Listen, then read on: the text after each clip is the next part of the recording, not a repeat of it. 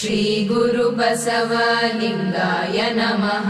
ಶ್ರೀ ಗುರು ಬಸವಲಿಂಗಾಯ ನಮಃ. ಜಗದಾದಿ ಜಗದ್ಗುರು ಶ್ರೀ ಸಿದ್ಧಾರೂಢರನ್ನು ಎನ್ನರುತ್ಪದ್ಮದಲ್ಲಿ ಧ್ಯಾನಿಸಿಕೊಂಡು ಕಾರ್ಯಕ್ರಮಕ್ಕೆ ಕಾರಣೀಭೂತಳಾಗಿರುವ ಜಗಜ್ಜನನಿ ಆದಿಶಕ್ತಿ ಬನಶಂಕರಿಯ ಪವಿತ್ರ ಡಿದಾವರಿಗಳನ್ನು ಮನಮಂದಿರದಲ್ಲಿ ಸ್ಥಾಪಿಸಿಕೊಂಡು ತತ್ಸ್ವರೂಪರು ಲೋಕ ಕಲ್ಯಾಣ ಹಿತಚಿಂತಕರು ಅನಂತ ಕಲ್ಯಾಣ ಗುಣಗಣ ಸಮನ್ವಿತ ಪರಮಪೂಜ್ಯ ಪ್ರಾತಸ್ಮರಣೀಯ ಶ್ರೀ ಶ್ರೋತ್ರಿಯ ಬ್ರಹ್ಮನಿಷ್ಠ ಸದ್ಗುರು ತಂದೆಯ ಪವಿತ್ರ ಡಿದಾವರಿಗಳಲ್ಲಿ ಅನಂತ ಕೋಟಿ ಭಕ್ತಿಪೂರ್ವಕ ಶಿರಸಾಷ್ಟಾಂಗ ಪ್ರಣಾಮಗಳನ್ನು ಸಮರ್ಪಿಸುತ್ತಾ ತತ್ಸ್ವರೂಪರು ಅಕ್ಕನ ಪರಾವತಾರಿಗಳು ಮುಮುಕ್ಷುಗಳ ಮಹಾಮಾತೆ ಎನ್ನಾತ್ಮ ಕಲ್ಯಾಣ ಕರ್ತೃಗಳಾದ ಪರಮಪೂಜ್ಯ ಪ್ರಾತಸ್ಮರಣೀಯ ಶ್ರೀ ಶ್ರೋತ್ರಿಯ ಬ್ರಹ್ಮನಿಷ್ಠ ಸದ್ಗುರು ಮಾತೋಶ್ರೀಯವರ ಪಾವನ ಪಾದಾರವಿಂದಕ್ಕೂ ಅನಂತ ಕೋಟಿ ಭಕ್ತಿಪೂರ್ವಕ ಶಿರಸಾಷ್ಟಾಂಗ ಪ್ರಣಾಮಗಳನ್ನು ಸಮರ್ಪಿಸುತ್ತಾ ವೇದಿಕೆಯನ್ನು ಅಲಂಕರಿಸಿರುವ ಪರಮಪೂಜ್ಯ ಶ್ರೋತ್ರಿಯ ಬ್ರಹ್ಮನಿಷ್ಠ ಉಭಯ ಮಾತಾಜಿಯವರ ಪವಿತ್ರ ಡಿದಾವರಿಗಳಲ್ಲಿ ಅನಂತ ಭಕ್ತಿ ನಮನಗಳನ್ನು ಸಮರ್ಪಿಸುತ್ತಾ ವೇದಿಕೆಯನ್ನು ಅಲಂಕರಿಸಿ ಇಲ್ಲಿ ಪರ್ಯಂತರವಾಗಿ ನಮ್ಮೆಲ್ಲರಿಗೂ ಉಪದೇಶಾಮೃತವನ್ನು ಕರುಣಿಸಿ ವಿಶ್ರಮಿಸಿರುವ ಸರ್ವಪೂಜ್ಯರ ಪವಿತ್ರ ಡಿದಾವರಿಗಳಲ್ಲಿ ಅನಂತ ಕೋಟಿ ಭಕ್ತಿ ಕುಸುಮಗಳನ್ನು ಸಮರ್ಪಿಸುತ್ತಾ ಸತ್ಸಂಗ ಸಮ್ಮೇಳನದಲ್ಲಿ ಭಾಗಿಗಳಾಗಿ ಜ್ಞಾನಾಮೃತವನ್ನು ಪಾನ ಮಾಡಲು ಬಂದ ತಮ್ಮೆಲ್ಲರಿಗೂ ಶರಣು ಶರಣಾರ್ಥಿಗಳು. ಸುಕ್ಷೇತ್ರ ಗೋಗಿ ಗ್ರಾಮದಲ್ಲಿ ಬನಶಂಕರಿ ತಾಯಿಯ ಜಾತ್ರಾ ಮಹೋತ್ಸವದ ನಿಮಿತ್ತವಾಗಿ ಹಮ್ಮಿಕೊಂಡಿರುವ ಈ ಸತ್ಸಂಗ ಕಾರ್ಯಕ್ರಮದ 2ನೇ ದಿವಸದ ಚಿಂತನೆಯಲ್ಲಿ ನಾವೆಲ್ಲ ಪಾಲ್ಗೊಂಡಿದ್ದೀವಿ. ಅಧಿಕರಣವಾಗಿಟ್ಟುಕೊಂಡಿರ್ತಕ್ಕಂಥ ವಿಷಯವನ್ನು ಸರ್ವಪೂಜ್ಯರು ನಮ್ಮೆಲ್ಲರಿಗೂ ತಿಳಿಸಿದ್ದಾರೆ. ಸದ್ಗುರು ಮಾತಾಜಿಯವರು ಆ ವಿಷಯವನ್ನು ಸವಿಸ್ತಾರವಾಗಿ ನಮ್ಮೆಲ್ಲರಿಗೂ ಉಪದೇಶವನ್ನು ಮಾಡೋರಿದ್ದಾರೆ. ಜಗಜ್ಯೋತಿಯಾಗಿರ್ತಕ್ಕಂಥ ಬಸವಣ್ಣನವರು ಪರಮಾತ್ಮ ನಮ್ಮ ಹೃದಯದೊಳಗೆ ಅದನೋ ಇಲ್ಲೋ ಅಂತ ಅವರಿಗೆ ಸಂಶಯ. ಯಾಕೆ ಸಂಶಯ ಬಂತು ಅಂತ ಕೇಳಿದ್ರೆ, ಪರಮಾತ್ಮ ಎಂಥ ಸ್ಥಾನದೊಳಗೆ ಇರುತ್ತಾನ ಅಂತ ಕೇಳಿದ್ರೆ ಪವಿತ್ರವಾಗಿರ್ತಕ್ಕಂಥ ಜಾಗವನ್ನು ಅಪೇಕ್ಷೆ ಮಾಡ್ತಾನೆ.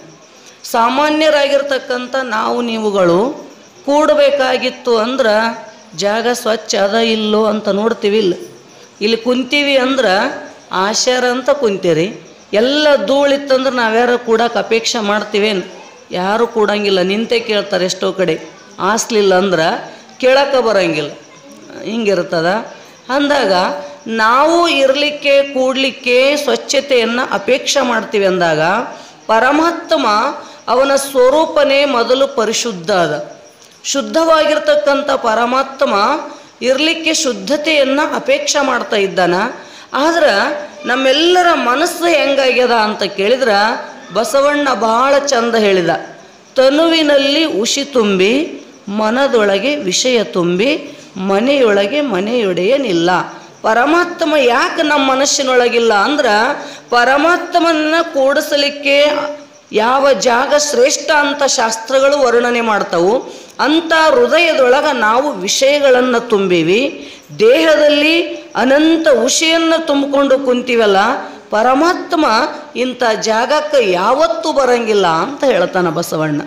ಅಂದ ಬಳಿಕ ನಾವು ಪ್ರಪಂಚದ ಅನಂತ ವಿಷಯಗಳಿಗೆ ಈ ಜಾಗ ಕೊಟ್ಟಿವಲ್ಲ, ಇದನ್ನು ಮೊದಲು ಹೊರಗೆ ಹಾಕಿದ್ವಿ ಅಂದ್ರೆ ಅವಾಗ ನಮ್ಮ ಪರಿಶುದ್ಧ ಆಗುತ್ತದೆ ಮನಸ್ಸು. ಪರಮಾತ್ಮ ನೀ ಕರೆಯುವ ಅವಶ್ಯಕತೆನೇ ಇಲ್ಲ, ತಾನಾಗಿನೇ ಬಂದು ನಮ್ಮ ಹೃದಯದೊಳಗೆ ಕೂಡ್ತಾನಂತ ತಿಳ್ಕೊಂಡನೇ ಬಸವಣ್ಣನವರು ಈ ವಚನದ ಅಭಿಪ್ರಾಯ ಏನು ಅಂತ ಕೇಳಿದ್ರೆ, ಮೊಟ್ಟ ಮೊದಲಿಗೆ ಅಂತಃಕರಣ ಶುದ್ಧಿಯನ್ನು ಮಾಡ್ಕೋ, ಬಹಿಶುದ್ಧಿಯನ್ನು ಮಾಡ್ಕೋ. ಹೊರಗ ಶುದ್ಧವಾಗಿರ್ತಕ್ಕಂಥ ಆಚಾರ ವಿಚಾರಗಳು ಇದ್ದು ಅಂತ ಕೇಳಿದ್ರೆ ವಿಷಯ ವಾಸನೆಗಳು ತಾವಾಗಿನೇ ಮನಸ್ಸಿನಿಂದ ಹೊರಗೆ ಹೋಗುತ್ತವಂತ ತಿಳ್ಕೊಂಡನೇ ಇಲ್ಲಿ ತನುವಿನಲ್ಲಿರ್ತಕ್ಕಂಥ ಉಷಿ, ಮನದಲ್ಲಿರ್ತಕ್ಕಂಥ ವಿಷಯಗಳೇ ಪರಮಾತ್ಮನಿಂದ ನಮ್ಮನ್ನು ದೂರ ಮಾಡ್ಯವು. ಯಾವಾಗ ನಾವು ಆ ಪರಮಾತ್ಮನನ್ನು ಪಡ್ಕೋಬೇಕಂತ ಅಪೇಕ್ಷೆ ನಿಮ್ಮೊಳಗೆ ಇತ್ತು ಅಂತ ಕೇಳಿದ್ರೆ ಸಂಪೂರ್ಣವಾಗಿರ್ತಕ್ಕಂಥ ವಿಷಯ ವಾಸನೆಗಳನ್ನು ಕಳ್ಕೋಬೇಕಾಗ್ತದ ಅಂತ ಹೇಳ್ತಾರೆ.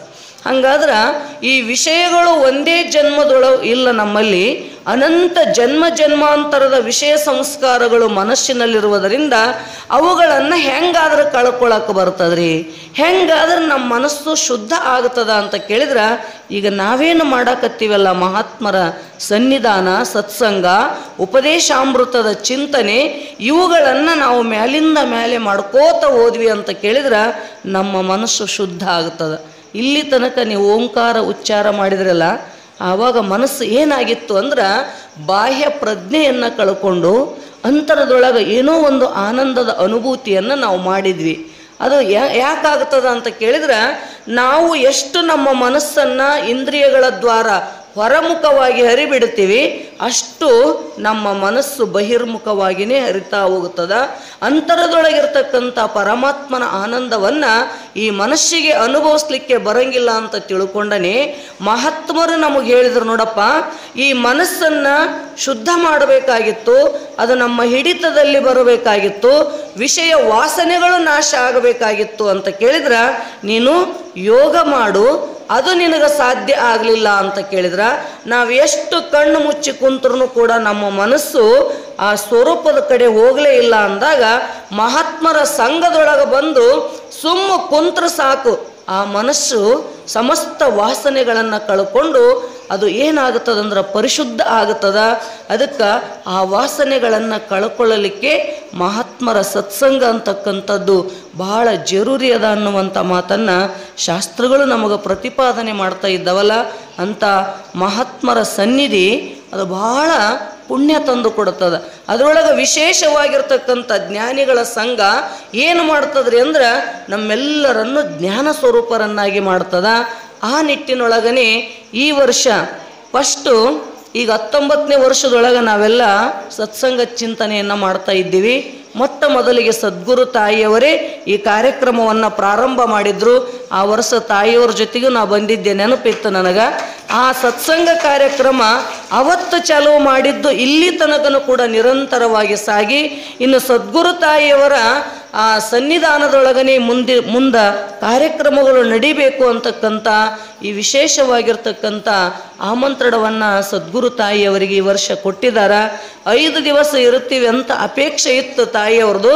ಅನಿವಾರ್ಯ ಕಾರಣ, ನಮ್ಮಂಥ ಸಾಕಷ್ಟು ಮುಮುಕ್ಷುಗಳು ಭಕ್ತರು ಅವರ ಉಪದೇಶಾಮೃತಕ್ಕಾಗಿ ಹಾತೊರೆದು ಕುಂತಾರಂತ ತಿಳ್ಕೊಂಡನೆ 2 ದಿವಸ ಈ ಕಾರ್ಯಕ್ರಮಕ್ಕೆ ಬರ್ತೀವಿ, ಮುಂದಿನ ವರ್ಷ 5 ದಿನಗಳ ಕಾರ್ಯಕ್ರಮವನ್ನು ನಿಮಗೆ ಕೊಡ್ತೀವಿ ಅಂತ ಹೇಳ್ಯಾರಂದ್ರೆ ನಿಮ್ಮೆಲ್ಲರ ಭಾಗ್ಯ ಅದ.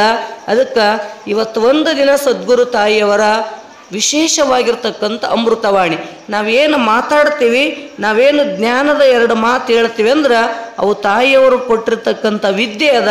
ಸ್ವತಃ ಅವರಾಗಿನೇ ಬಂದು ಉಪದೇಶ ಮಾಡ್ತಾ ಇದ್ದಾರಂದ್ರೆ ಇವತ್ತು ನಾವೆಲ್ಲ ಸರಸ್ವತಿಯ ಸಾಕಾರ ರೂಪವನ್ನು ನೋಡ್ತಾ ಇದ್ದೀವಿ ಅನ್ನೋದ್ರೊಳಗೆ ಯಾವ ಸಂಶಯನಿಲ್ಲ. ಅಂಥ ಸದ್ಗುರು ತಾಯಿಯವರು ನಮ್ಮ ಮನಸ್ಸನ್ನು ಯಾವ ರೀತಿಯೊಳಗೆ ಹಿಡಿದಿಟ್ಟುಕೊಳ್ಳಬೇಕು, ಹೆಂಗಾದ್ರೆ ಮನಸ್ಸು ಪರಮಾತ್ಮನಲ್ಲಿ ನೆಲೆಗೊಳ್ತದ ಅಂತಕ್ಕಂಥ ಉಪದೇಶವನ್ನು ಸವಿಸ್ತಾರವಾಗಿ ಕರುಣಿಸಿದ್ದಾರೆ. ನಾವು ನೀವೆಲ್ಲರೂ ಚಿಂತನೆ ಮಾಡಿ ಧನ್ಯರಾಗೋಣ ಅಂತ ಹೇಳ್ತಾ ನನ್ನ 2 ತೊದಲು ನುಡಿಗಳನ್ನು ಸದ್ಗುರುನಾಥ ನಡೆದ ಅವರೆಗಳಲ್ಲಿ ಅರ್ಪಿಸ್ತಾ ಇದ್ದೀನಿ. ಹರಿ ಓಂ ತತ್ಸತ್.